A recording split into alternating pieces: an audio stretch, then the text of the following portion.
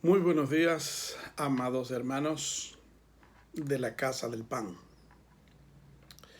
Dado que hoy es un día domingo y por decisiones del gobierno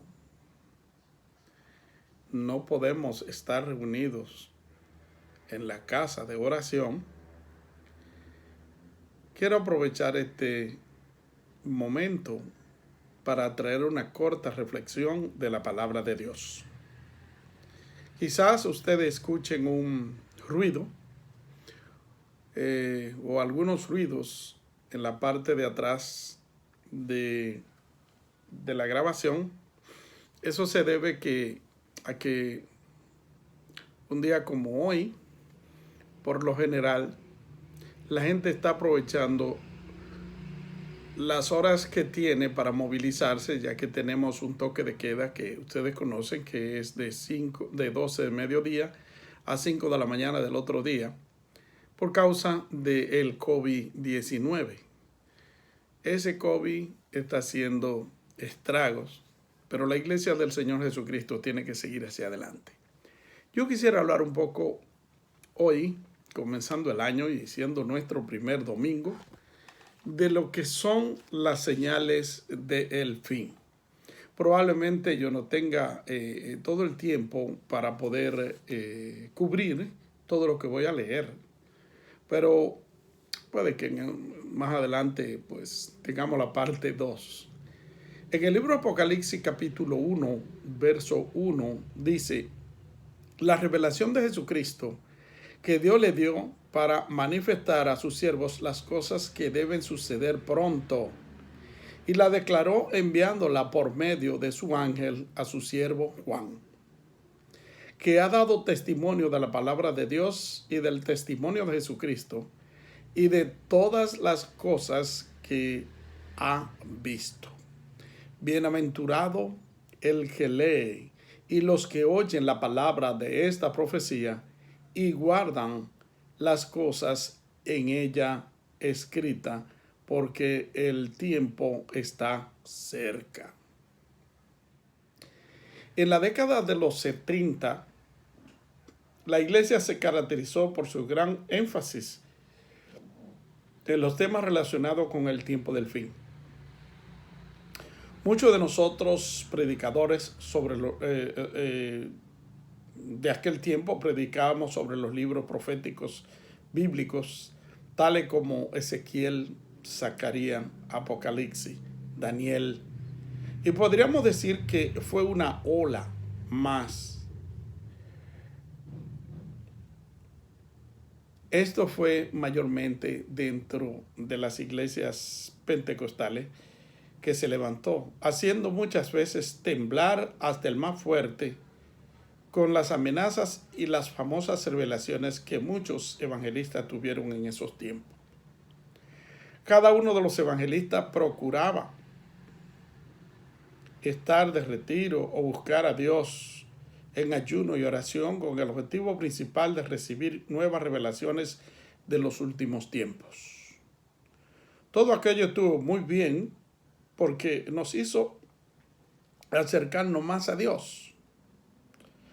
Lo malo se produjo cuando muchos comenzaron a escribir tratados, libros, periódicos, películas, grabaciones y muchas otras cosas que se usaban para justificar, de acuerdo a los soñadores, que estaban en la verdad y que sus sueños eran revelaciones de Dios a esta generación presente que nosotros pertenecíamos o que pertenecemos, porque todavía estoy vivo. ¿Cuál ha sido el resultado de todos aquellos materiales literarios y el cumplimiento de los tiempos a la vista de todos nosotros? Bueno, pues se han producido descarriamientos, burlas, justificaciones y nuevos sueños diciendo que Dios había oído la oración y el clamor de sus hijos y había cambiado los tiempos. Dios es soberano y cuando Dios dice una cosa, Él la cumple. Cuando Dios revela una cosa, Dios la cumple. Pero los sueños que muchas veces tenemos son sueños nuestros, no sueños o revelaciones que tienen que ver con un mandato de Dios para toda la iglesia o para la iglesia universal. ¿Cómo puedo yo justificar un error sobre lo que escribí relacionado con Rusia como la nación que invadiría a Israel? Porque se hablaba mucho en ese tiempo que Rusia, por ser un país comunista, iba a ser el país que iba a... se trazaba una línea de Jerusalén, desde Jerusalén a la capital de Rusia, y se marcaba que ellos eran los reinos que venían del norte y que iban a destruir porque eran comunistas. Y dado que eran comunistas, por supuesto, no querían saber nada de lo que era el evangelio o de lo que eran los judíos mayormente, y que ellos iban a hacer. El tiempo ha pasado y las cosas siguen igual. ¿Y qué podemos decir? ¿De qué manera puedo yo justificar entonces que los muros de Berlín no caerán en el milenio, como escribieron y profetizaron muchos, incluyendo amigos míos, tales como Gigi Ávila, Algernon y los hermanos Cava y otros que escribieron sobre eso?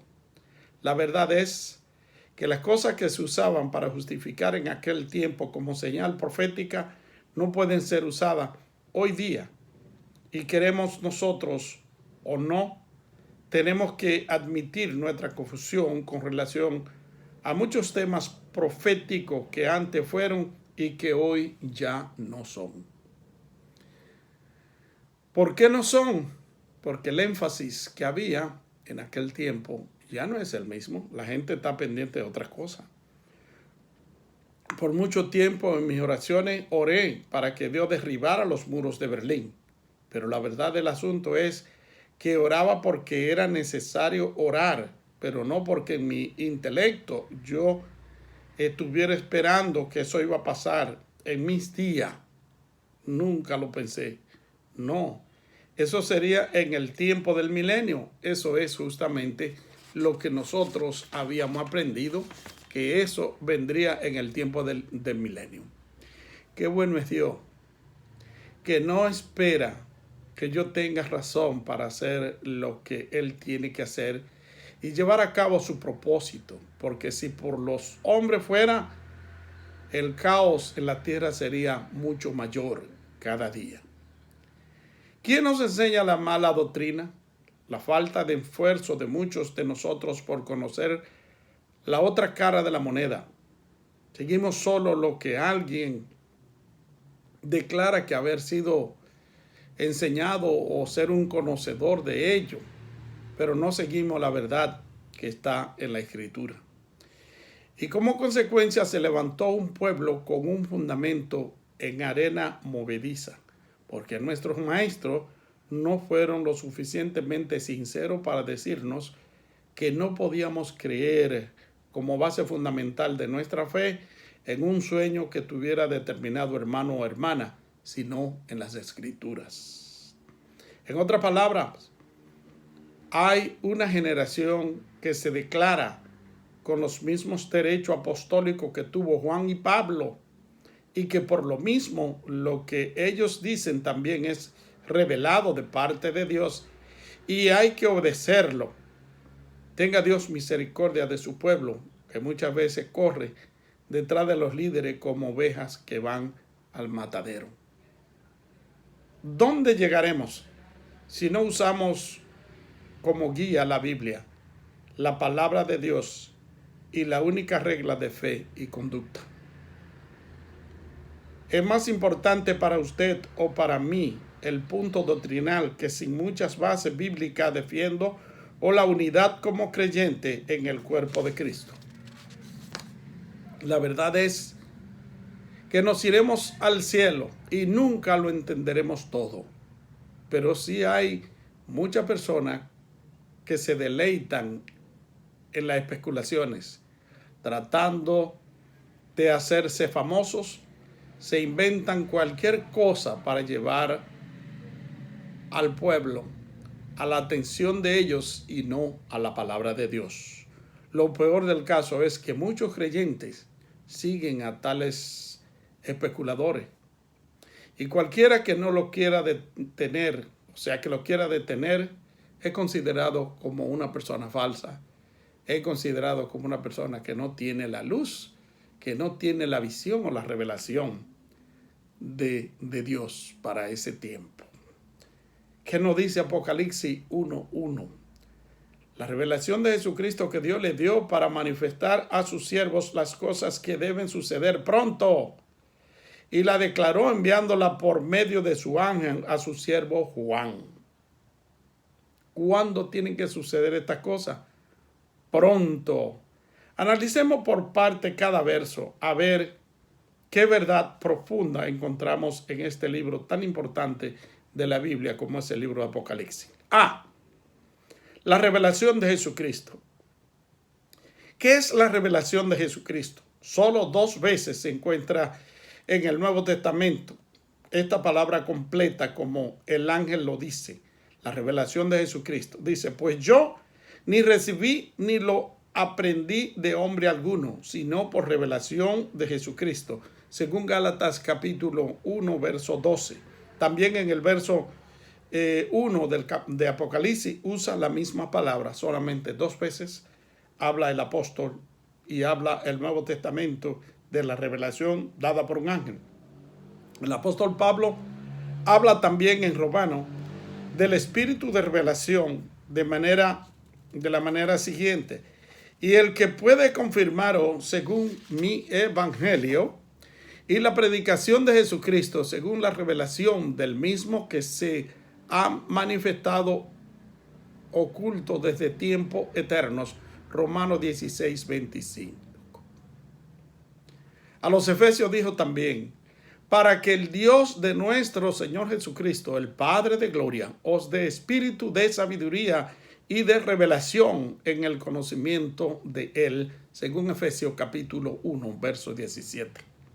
La palabra revelación quiere decir quitar el velo de algo, sacar a la luz algo que antes era desconocido por la obra de alguien que es hecho manifiesto. En el pensamiento judeocristiano, la palabra se usa primeramente para definirse a las comunicaciones de la verdad divina que Dios ha dado al hombre. De acuerdo a la Biblia, hay 2 tipos de revelaciones: revelación especial y revelación general. ¿Qué son ambas? Revelación especial es la historia sagrada y es coronada por la encarnación del verbo viviente y la escritura de la palabra hablada. El evangelio de redención, por lo tanto, no es simplemente una serie de tesis abstractas sin relación con eventos históricos específicos. Es la dramática nueva de que Dios ha actuado en la historia salvadora, alcanzando al clímax en la persona y obra del encarnado Dios, según Hebreos capítulo 1, verso 2. No creo que haya ser alguno capaz de compararse con este tipo de revelación sin salir derrotado en su intento. Porque según Juan 1:1, en el principio era el verbo y el verbo era con Dios y el verbo era Dios. Así que esto es la revelación especial que Dios ha dado a Jesucristo, su Hijo amado. La otra es la revelación general o natural. La expresión revelación natural escribe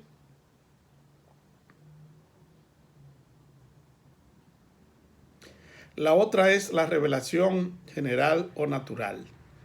La expresión revelación natural describe el hecho de que Dios, el Creador, se ha revelado en sus obras, tal como dice Pablo en Romanos capítulo 1, verso 18 al 20. Porque la ira de Dios se revela desde el cielo contra toda impiedad e injusticia de los hombres que detienen con injusticia la verdad, porque lo que de Dios se conoce les es manifiesto, pues Dios se lo ha manifestado, porque las cosas invisibles de Él, su eterno poder y su deidad, se hacen claramente visibles desde la creación del mundo, siendo entendida por medio de las cosas hechas, de modo que no tienen excusas. Antes de Dios manifestarse en carne a través de Cristo, se había revelado al hombre o a los hombres, aún dentro de aquellos que habían negado y que estaban en pecado, le había hecho la creación para que nadie tenga excusa. ¿Cuál fue el problema con este tipo de revelación al hombre caído? Que por bella que fuera la flor, dulce que fueran las aguas, profundo los océanos, insondable el universo, el hombre no podía jamás entender el mensaje de Dios, porque pensaba que eso quizás era parte de una explosión cósmica que al azar comenzó todo. Es la encomienda de Jesús dada a Juan para hacerle saber a las iglesias. B. Para manifestar sus siervos las cosas que deben suceder cuando pronto. La segunda parte del verso no creo que necesite mayor explicación porque esta es escrita en un lenguaje popular. Todo quien lee esta parte no se preguntará lo que quiere decir porque está bien claro. Se trata de las cosas que han de suceder pronto. Y nosotros estamos conscientes de que esto sucederá pronto.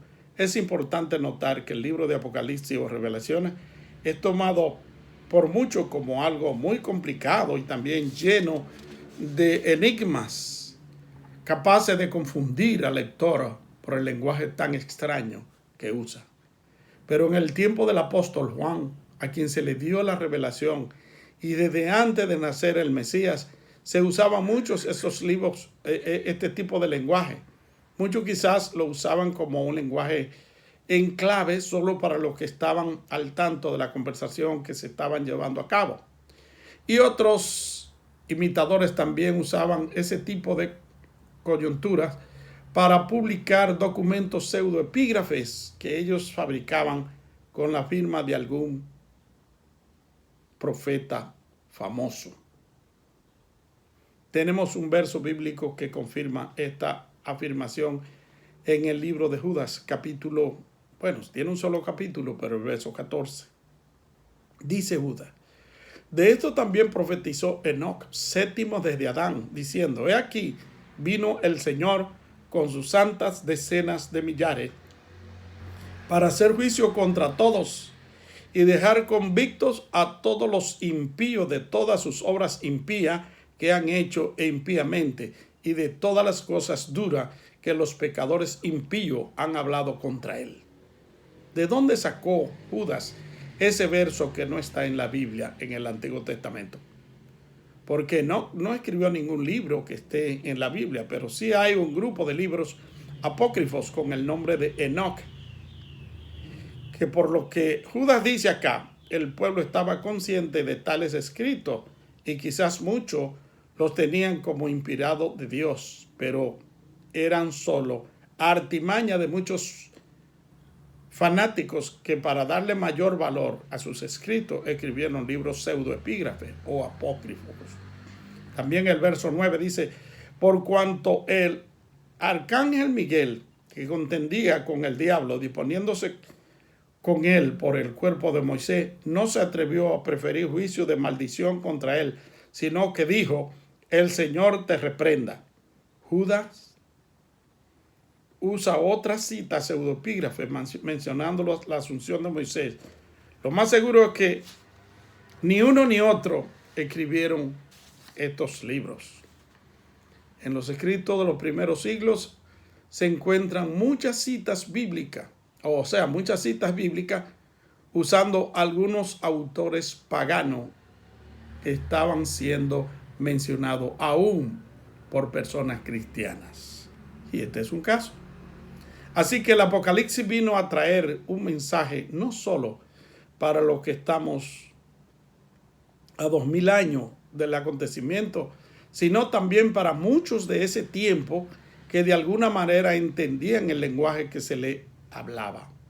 En el tiempo preciso de gran persecución a la iglesia, no se hablaba de otra cosa. No tenemos que olvidarnos que habían rayos de esperanza que Dios le enviaba. Y un rayo de esperanza era justamente a través de los apóstoles, las cartas de los apóstoles. Y no nos olvidemos que en el año 70 de nuestra era, el templo de Jerusalén había sido destruido por los romanos. Quiere decir que había una gran tribulación. Más adelante dice, y la declaró enviándola por medio de un ángel a su siervo Juan. Creo que se hace corto el tiempo para poder hablar de tantas bendiciones que tiene la palabra. Aquí hay muchas madejas que cortar, pues en la antigüedad Dios había hablado por medio de ángeles a muchos de los profetas, pero después de Pentecostés, el trabajo de la continuación de la revelación a la iglesia lo hace el Espíritu Santo, y en su lugar levanta a su profeta o alguna palabra de sabiduría, y en su lugar levanta a un profeta o alguna palabra de sabiduría o lo que él quiera usar para hablar a su pueblo. No tenemos que olvidarnos que Dios es soberano. Hace lo que él quiere, cuando él quiere y como él quiere. El caso es que el ángel viene a cumplir un trabajo asignado por Dios, dado a través de Jesucristo, y a su vez envía a su ángel para que le dé el tour a Juan de lo que Dios quería decir a su pueblo. ¿Quién fue Juan? Mucha gente está confundido porque la Biblia habla de varios Juanes, pero este Juan que habla aquí es el Juan que se sentaba al lado del maestro y que se recostó en el pecho del Señor, aquel también que el Señor le encomendó el cuidado de su madre. Juan se presenta a sí mismo en el verso 2 y dice que ha dado testimonio de la palabra de Dios y del testimonio de Jesucristo y de todas las cosas que ha visto. Y dice, y en el verso 3, y da la primera bienaventuranza de este libro. Dice, bienaventurado el que lee y los que oyen las palabras de esta profecía y guardan las cosas en ella escritas, porque el tiempo está cerca. ¿Qué pasa con el tiempo? Que está cerca.